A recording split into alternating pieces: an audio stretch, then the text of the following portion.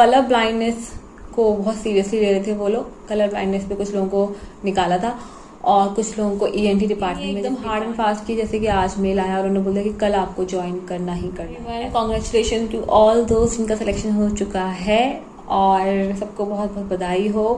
क्या क्या डॉक्यूमेंट्स चाहिए वेरिफिकेशन प्रोसेस के लिए वो तो हम ऑलरेडी एक वीडियो पहले बना चुके हैं और देख चुके हैं कि क्या क्या डॉक्यूमेंट्स चाहिए होते हैं। सो अब मैं बात करूंगी कि आपका वेरिफिकेशन प्रोसेस हो गया है एंड उसके बाद क्या क्या होता है, उसके बाद क्या क्या चीजें हो। सो वेरिफिकेशन प्रोसेस कंप्लीट होने के बाद मतलब वो डिपेंड करता है अगेन हॉस्पिटल टू हॉस्पिटल। मैं एम्स भोपाल का बता रही हूँ because currently I am working there. So मैं एम्स भोपाल का बताती हूँ कि वेरिफिकेशन प्रोसेस हुआ और वेरिफिकेशन प्रोसेस होने के बाद अराउंड 1 मंथ बाद एक मेल आता है और मेल पे आपका ज्वाइनिंग लेटर वो लोग मेल कर देते हैं। उसमें साफ साफ लिखा होता है ज्वाइनिंग लेटर में, कुछ डेट कुछ टाइमिंग्स लिखा होता है कि इससे इतने टाइमिंग के बीच में आपको ज्वाइनिंग शो करनी है, ज्वाइन करना है। तो ये नहीं है एकदम हार्ड एंड फास्ट की जैसे कि आज मेल आया और उन्होंने बोला कि कल आपको ज्वाइन करना ही करना है, ऐसा कुछ नहीं था। उन्होंने अच्छा खासा टाइम दिया था, आई थिंक 1 मंथ का टाइम दिया था कि इतने से इतने टाइम में आपको ज्वाइन करना है। तो अपनी अपनी फिजिबिलिटी के अकॉर्डिंग सारे लोग ज्वाइन करते, जैसे कोई 2 दिन पहले, कोई 2 दिन बाद, कोई 4 दिन बाद, कोई 6 दिन बाद, व्हाटएवर जो भी जिसको सूटेबल पड़े। मतलब वो ऑफिशियली एक मेल जो आता है वहां से क्लियर हो जाता है कि अब आपकी ज्वाइनिंग तय है, निश्चित है।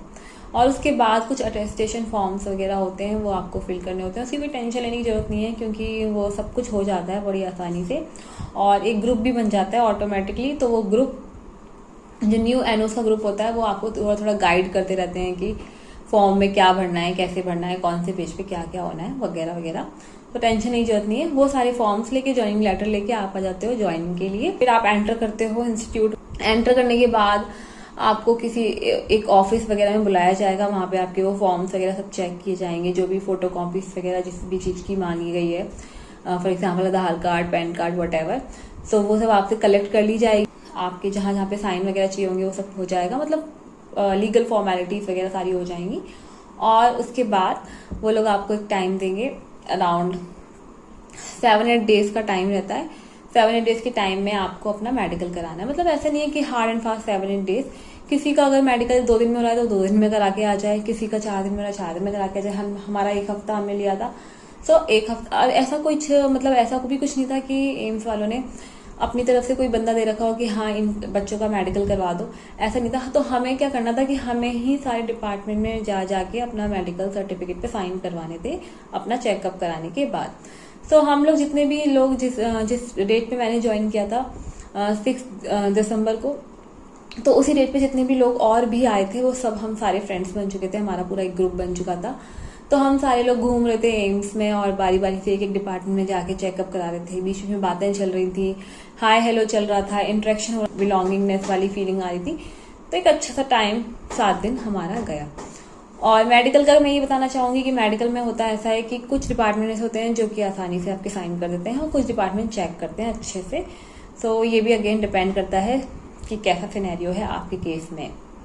जैसे कि मैंने सुना था कि कलर ब्लाइंडनेस को बहुत सीरियसली ले रहे थे वो लोग। कलर ब्लाइंडनेस पे कुछ लोगों को निकाला था और कुछ लोगों को ईएनटी डिपार्टमेंट में जिसके कान में प्रॉब्लम है सुनने वगैरह में, उनको भी उन्होंने रिजेक्ट किया था। बट मैंने ये सब सुना था, मेरे साथ जितने भी लोग थे उनके साथ तो ऐसा कोई पंगा नहीं हुआ। वो सारे के सारे मेडिकली फिटनेस का जो सर्टिफिकेट उन्हें मिलता है वो मिल गया था। तो फाइनली हमारा इस तरीके से 6-7 दिन आराम से चेक करते हुए मेडिकल करवाते करवाते निकले, काफी अच्छे से चिल करते हुए रिलैक्स से निकले। और उसके बाद फाइनली हमारे पास एक मेल आता है और उस मेल में होता है आपका पोस्टिंग ऑर्डर, यानी कि आप किस एरिया में किस डिपार्टमेंट में पोस्टिंग हो रही है आपकी, वो उसमें लिखा होता है।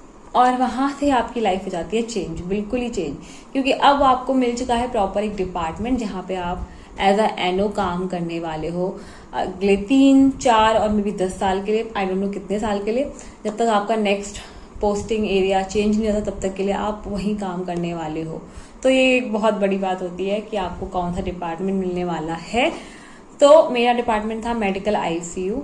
और मेरे साथ अच्छी बात ये थी कि मेरे साथ मेरे जो 2 जॉइनीज और थे, मेरे साथ जो मेरे 2 फ्रेंड्स और थे, उनको भी सेम मेडिकल आईसीयू मिला था। तो हमारी थी, मतलब हमारे जो डर थे अंदर, हमारे जो डर थे रिगार्डिंग डिपार्टमेंट, रिगार्डिंग पेशेंट वगैरह व्हाटएवर, तो हम वो शेयर कर सकते थे हम तीनों आपस में। तो हमारे साथ ये प्लस पॉइंट था। बाकी और जो एनओस थे उनके साथ ऐसा भी हुआ था, जैसे मेरी एक फ्रेंड थी उसको पीडियाट्रिक वार्ड मिला था, तो वो अकेली ही गई थी पीडियाट्रिक वार्ड में।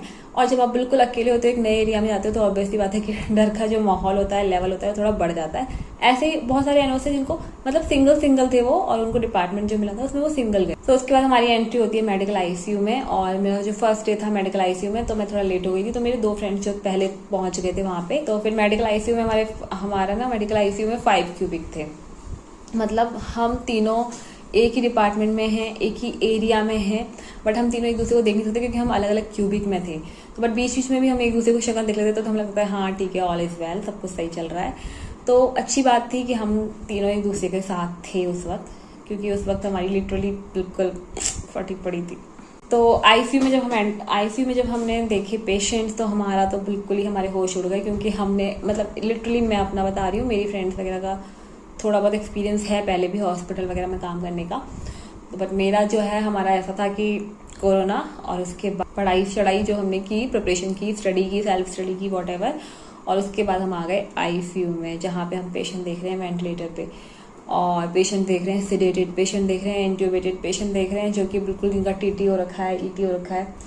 तो इस तरह के पेशेंट थे वहाँ पे सारे। और फिर उसके बाद कोई नहीं, आईसीयू में एंट्री होने के बाद भी 7-8 दिन हमारे बहुत अच्छे गए, क्योंकि हमको 7-8 डेज हमारी जनरल ड्यूटी लगती है। जनरल ड्यूटी में ऐसा होता है कि आपके ऊपर कोई ऐसा सच रिस्पॉन्सिबिलिटी नहीं होती है, मतलब आपको एक काम सीखना होता है, एक काम का ओवरव्यू लेना होता है कि अच्छा कोई भी चीज़ है तो उसे ऊपर से मतलब सीखना होता है।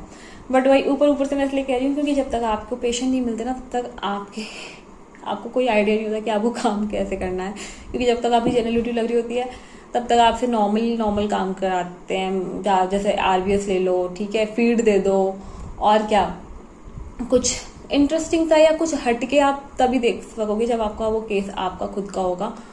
तो ऐसे हमारे 7-8 दिन जा रहे थे बड़े आराम से।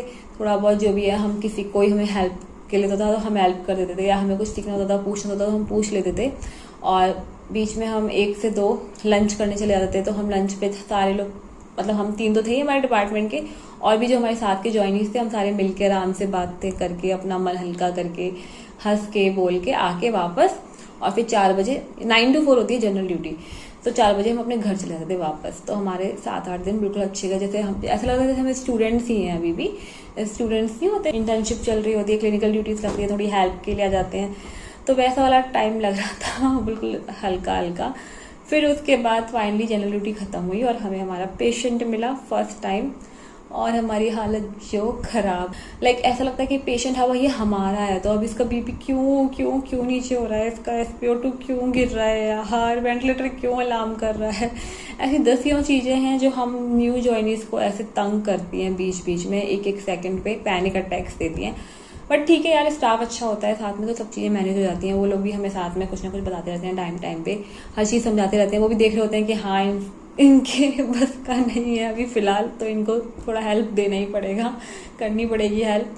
तो ये सब चीज़ें मैनेज हो जाती हैं। और स्टार्टिंग में तो बहुत ही ज़्यादा मतलब हाँ, पेशेंट के साथ जो हो रहा है वो ऐसा होता है, हमारे साथ ही हो रहा है। पेशेंट का बीपी आई तो हमारा भी बीपी आई कि क्यों हो रहा है इसका बीपी आई, मतलब बहुत ज़्यादा हम पैनिक हो जाते थे। स्टार्टिंग में ऐसा था, तो फिर ठीक है, फिर हो जाती हैं चीज़ें मैंने। हैंड ओवर की से पहले की स्ट्रेस बहुत ज़्यादा होती है, तो मैंने सोचा यार ये मेरे साथ ही हो रहा है क्या, मैं ही इतनी फट्टू हूँ कि मुझे इतना डर क्यों लग रहा है, ये सब क्या हो रहा है मेरे साथ। बट हमने जब इवेंचुअली डिस्कस किया अपने साथ के न्यू ज्वाइनीज से, सबका ऑलमोस्ट यही हाल था। बिफोर हैंड ओवर स्ट्रेस होती है, एंजाइटी होती है, ओह माय गॉड कैसा होगा हमारा पेशेंट, कैसे मिलेगा हैंड ओवर, जो भी है सब हो जाता है मैनेज। तो स्ट्रेस जो है वो भी एक नॉर्मल पार्ट है, और स्ट्रेस को संभालना है वो भी एक नॉर्मल पार्ट है। तो सब चीज़ें नॉर्मलाइज हो जाती हैं आफ्टर सम टाइम। तो ये था अभी तक का नॉर्सेट वेरिफिकेशन, डॉक्यूमेंट वेरिफिकेशन होने के बाद तक पेशेंट हैंड ओवर लेने तक की जर्नी जो मैंने आपके साथ शेयर की। और wish you all the best. जितने भी न्यू ज्वाइनीज हैं सब अपने अपने एक्सपीरियंस जरूर शेयर करेंगे कमेंट बॉक्स में, और बताएंगे कि क्या क्या चल रहा है, कहाँ कहाँ उन्हें डिपार्टमेंट मिले हैं, और उनके एक्सपीरियंसेस कैसे कैसे रहे हैं अभी तक के। सो वीडियो पसंद आए वीडियो को लाइक कर सकते हैं, चैनल को शेयर एंड सब्सक्राइब कर सकते हैं। Thank you and have a good day. Bye bye.